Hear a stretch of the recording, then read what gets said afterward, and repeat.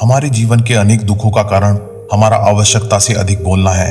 हमारी समस्या यही है कि हम चुप नहीं रह सकते, हमेशा कुछ ना कुछ बोलते ही रहते हैं और इस बकबक करते रहने की आदत के कारण ही हम अपने जीवन में स्वयं अनेक परेशानियां खड़ी कर लेते हैं। संसार में जितने बेवजह के विवाद हैं, जैसे दोस्तों रिश्तेदारों से मनमुटाव, परिवार में कलह कलेश, पति पत्नी में झगड़े, ये सब कहीं ना कहीं जरूरत से ज्यादा अनाप शनाप बोलने के कारण ही है।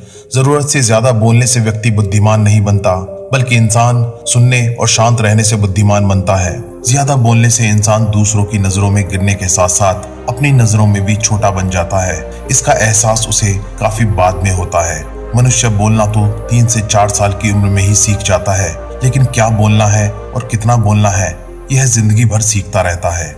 आप जितनी भूख उतना भोजन खाते हैं, जितनी जरूरत उतना कार्य करते हैं, लेकिन क्या आपने इस बारे में कभी सोचा है कि आप कितना बोलते हैं? क्या आप उतना ही बोलते हैं जितनी आवश्यकता है, या अनावश्यक भी बोलते हैं? इस बारे में कभी अकेले बैठकर जरूर सोचिए कि आज आपने दिन भर में कितना बोला, क्या बोला और सबसे जरूरी कि क्यों बोला। इनमें से कितनी बातें जरूरी थी और कितनी गैर जरूरी। भगवान श्री कृष्ण ने श्रीमद् भागवत गीता में वाक संयम को तप की संज्ञा दी है। जैसे निद्रा से उठने पर शरीर, मन एवं बुद्धि में नई स्फूर्ति दिखाई देती है, वैसे ही मौन रहने पर सर्वदा वही स्फूर्ति शरीर के साथ मन एवं बुद्धि में बनी रहती है। इस ऊर्जा के संचार से मनुष्य सुख, शांति, समृद्धि और सफलता को प्राप्त कर लेता है और जीवन में सदा खुशहाल रहता है। आइए एक प्रसंग के माध्यम से इसे समझते हैं। एक गांव में एक परिवार रहता था। इस परिवार में 2 लोग थे, एक पति और उसकी पत्नी। पति का नाम रमेश था। रमेश की पत्नी जो बहुत ज्यादा बोलती थी। रमेश उसके अधिक बोलने से कुछ ज्यादा ही परेशान रहने लगा था। रमेश को पता चला कि गांव के एक आश्रम में एक बहुत बड़े ज्ञानी महात्मा आए हुए हैं। यह सोचकर कि शायद महात्मा के प्रवचन सुन पत्नी के व्यवहार में कुछ बदलाव हो, वह अपनी पत्नी को उनके पास लेकर जाता है और कहता है कि गुरुजी, कृपा करके आप मेरी पत्नी को समझाइए। यह बहुत अधिक बोलती है और मेरे मना करने के बाद भी दिन भर इसका मुंह चलता ही रहता है। मैं इसे कितना समझाता हूँ कि कम बोला कर और चुप रहना सीख, लेकिन नहीं। इसकी ज्यादा बोलने की आदत की वजह से हर रोज हमारे घर में लड़ाई होती है। हम दोनों बहुत ज्यादा परेशान हैं, कुछ उपाय बताएं। महात्मा मुस्कुराए और बोले, मैं तुम्हारी समस्या का समाधान एक कहानी के माध्यम से देता हूँ। इस कहानी को बड़े ध्यान से अंत तक सुनना, क्योंकि इस कहानी से मिली सीख किसी भी इंसान के जीवन को बदलने की ताकत रखती है। महात्मा कहानी शुरू करते हुए कहते हैं, मेरे गुरु का एक शिष्य था जो बहुत बोलता था। वह हमेशा इधर उधर की ही बातें करता रहता था और कभी भी शांत नहीं रहता था। जब वह दान लेने के लिए गांवों में जाता तो हर घर से एक नई कहानी साथ लेकर आता और फिर आश्रम के दूसरे शिष्यों को बढ़ा चढ़ाकर सुनाता। अक्सर वह दूसरों की बुराई करता, चुगली करता और दूसरों के सामने अच्छा बनने का प्रयास करता रहता। अपने मुंह से अपनी तारीफ करता रहता। हमेशा खुद को गुरुओं के सामने सबसे बुद्धिमान और उत्तम शिष्य साबित करने का प्रयास करता रहता। खुद को सभी शिष्यों से अलग और श्रेष्ठ मानता था। उसका कहना था कि मैं एक वैभवशाली घर का बालक हूँ। अगर मैं चाहता तो एक आरामदायक और सुविधाओं से भरा जीवन जी सकता था, लेकिन मैं वह सब छोड़कर यहाँ आ गया क्योंकि मुझे आत्मज्ञान की प्राप्ति करनी है, खुद को जानना है और जीवन के गूढ़ रहस्यों को भी समझना है। एक दिन की बात है, गुरु ने आश्रम के सभी शिष्यों को अपने पास बुलाया और कहा, आप सभी को अगले 1 महीने के लिए कोई न कोई संकल्प लेना होगा। इससे आपकी संकल्प शक्ति मजबूत होगी और आप में आत्मशक्ति का संचार होगा। आप सभी अपने सामर्थ्य के अनुसार कोई भी संकल्प ले सकते हैं और यदि 1 महीने से पूर्व आप में से किसी का भी संकल्प टूटा तो वह अपनी पुरानी दिनचर्या में वापस जा सकता है। सभी शिष्यों ने अपने सामर्थ्य के अनुसार संकल्प मन में सोच लिए और गुरु को अपने अपने संकल्पों के बारे में बताया। फिर सभी शिष्य वहां से चले गए, लेकिन वह शिष्य जो खुद को सबसे अलग दिखाना चाहता था, वह सीधे गुरु की कुटिया में जा पहुंचा और बोला, गुरुजी, मैं कोई छोटा मोटा संकल्प नहीं लेना चाहता, बल्कि खुद के व्यक्तित्व की तरह एक महान संकल्प लेना चाहता हूँ। कृपया आप ही बताएं मुझे क्या संकल्प लेना चाहिए। उसकी यह बात सुनकर गुरु मुस्कुराए और बोले, क्या तुम मेरे द्वारा दिए गए संकल्प को पूरा कर पाओगे? क्या तुम्हारे लिए उसे पूरा करना संभव होगा? शायद नहीं, वह तुम्हारे लिए संभव नहीं। तुम उसे पूरा नहीं कर पाओगे, इसलिए तुम खुद ही कोई संकल्प ढूंढो। शिष्य ने कहा, नहीं गुरुदेव, आप जो भी संकल्प मुझे देंगे मैं जरूर उसे पूरा करूंगा। गुरु ने कहा, ठीक है, तो तुम अगले 1 महीने तक मौन व्रत धारण कर लो। तुम्हारे मुंह से एक भी शब्द नहीं निकलना चाहिए। यही है तुम्हारा संकल्प। उत्साहित होकर शिष्य ने कहा, गुरुदेव, यह भी कोई संकल्प है? यह तो बहुत ही आसान है। आप कोई संकल्प दीजिए जो मेरी योग्यता के बराबर हो। गुरु ने कहा, पहले इस संकल्प को तो पूरा करके दिखाओ। शिष्य ने गुरु की बात मान ली और वह उसी समय से चुप हो गया और पलटकर कुटिया से बाहर चला गया। उसे चुप रहना बहुत आसान लग रहा था। उसने एक दिन तो जैसे तैसे चुप रहकर काट लिया, लेकिन दूसरे दिन उसके अंतर्मन में चुप रहने का बोझ बढ़ने लगा। तीसरे दिन उसे भारीपन महसूस होने लगा और चौथे दिन उसे अपने अंदर एक अजीब सी बेचैनी होने लगी, क्योंकि आसपास आश्रम के सभी शिष्य एक दूसरे से बातें कर रहे थे।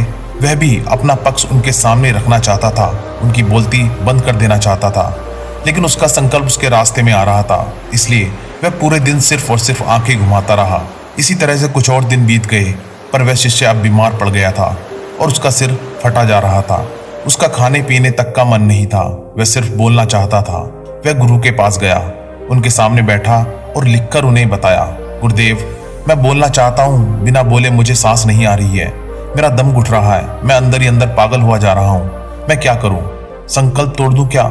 यह पढ़कर गुरु मुस्कुराए और बोले, संकल्प तोड़ने के लिए नहीं होते हैं। जो अपने संकल्पों को पूरा कर लेता है वह अपनी आत्मिक शक्ति को बढ़ाता है, और जो अपनी आत्मिक शक्ति को बढ़ा लेता है वह समाज में सम्मान पाता है और उन्नति की राह पर आगे बढ़ता जाता है।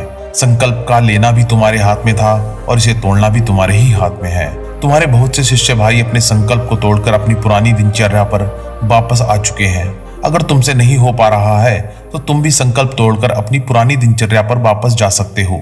लेकिन याद रहे, अगर आज तुम इस छोटे से संकल्प को नहीं संभाल पा रहे हो तो तुम अपनी बाकी की पूरी जिंदगी को कैसे संभाल सकोगे? बाकी फैसला पूरी तरह से तुम्हारे हाथों में है। गुरु की यह बात उस शिष्य के दिल में चुप सी गई।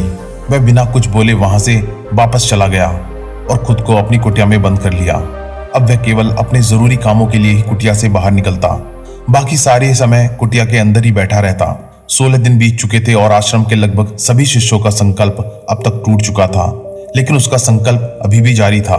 संकल्प लेने के बाद से अब तक उसने एक शब्द भी नहीं बोला था। सारा आश्रम हैरान था कि इतना बोलने वाला इंसान चुप कैसे रह सकता है।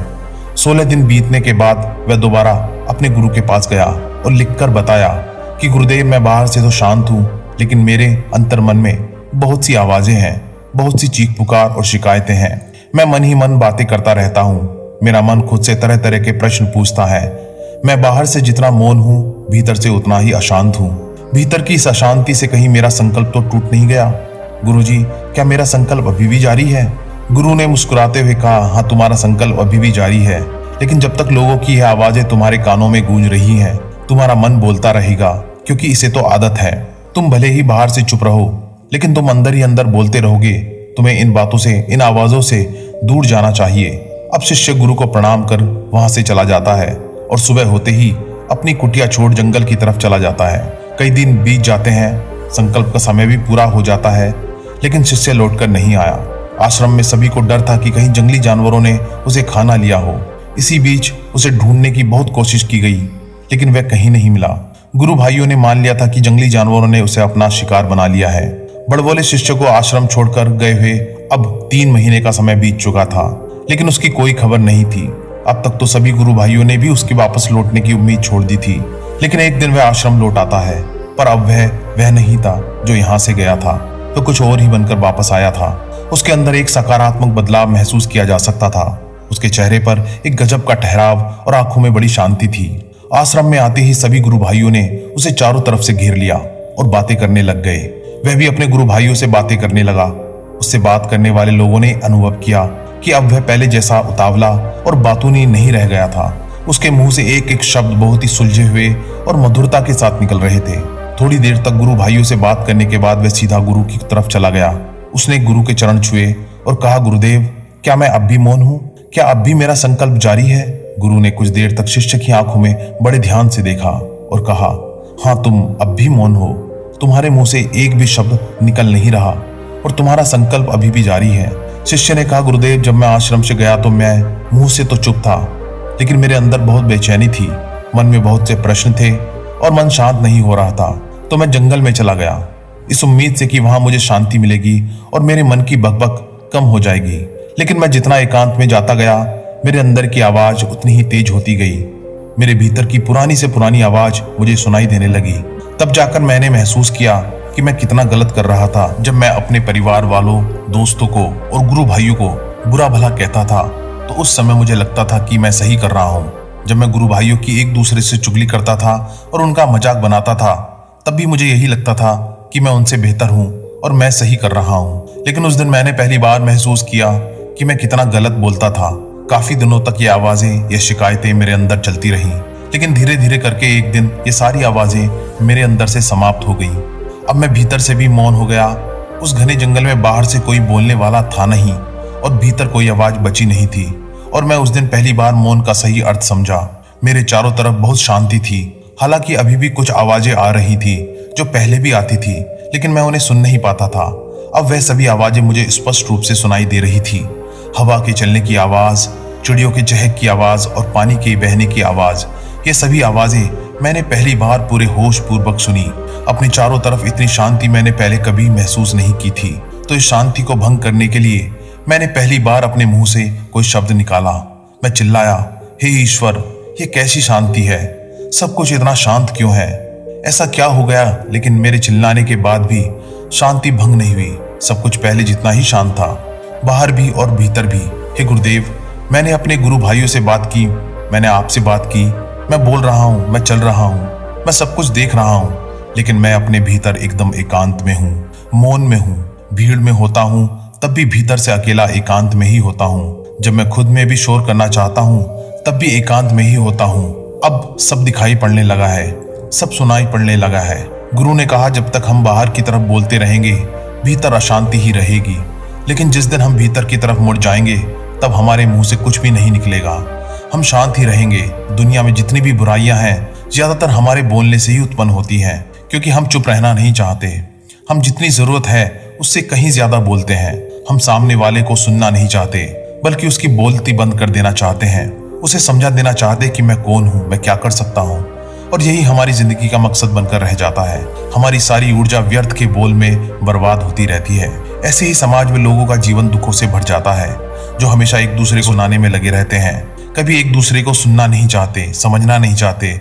और चुप रहना तो उन्होंने कभी सीखा ही नहीं है, क्योंकि चुप रहना उन्हें छोटा महसूस करवाता है। यह सुनने सुनाने का माहौल जीवन भर चलता रहता है, और इस तरह से आप खो देते हैं अपना समय, अपना जीवन, अपनी सोच समझ और वो कीमती पल जिसमें जिया जा सकता है और जिसमें आनंद प्राप्त किया जा सकता है। इसलिए इस सुनने सुनाने के माहौल से बाहर निकलें। इसलिए जितने भी बुद्धत्व साधु संत हुए हैं वे एकांत की ओर गए, जिससे उन्हें ना तो अधिक बोलना पड़े और ना ही अधिक सुनना पड़े। महावीर ने 12 वर्ष और महात्मा बुद्ध ने 10 वर्ष मौन रहने के बाद ज्ञान प्राप्त किया। महर्षि रमण और चाणक्य भी मौन के उपासक थे। लेकिन आप इस मोह माया से भरे संसार में रहकर भी एकांत में रह सकते हैं। इसके लिए आपको अपनी उन आंतरिक ऊर्जाओं को बचाना होगा जिसे आप व्यर्थ के शब्दों में नष्ट कर देते हैं। इसलिए उतना ही बोलें जितना जरूरी हो। मुझे विश्वास है कि आपको यह कहानी अच्छी लगी होगी और इससे काफी कुछ सीखने को भी मिला होगा।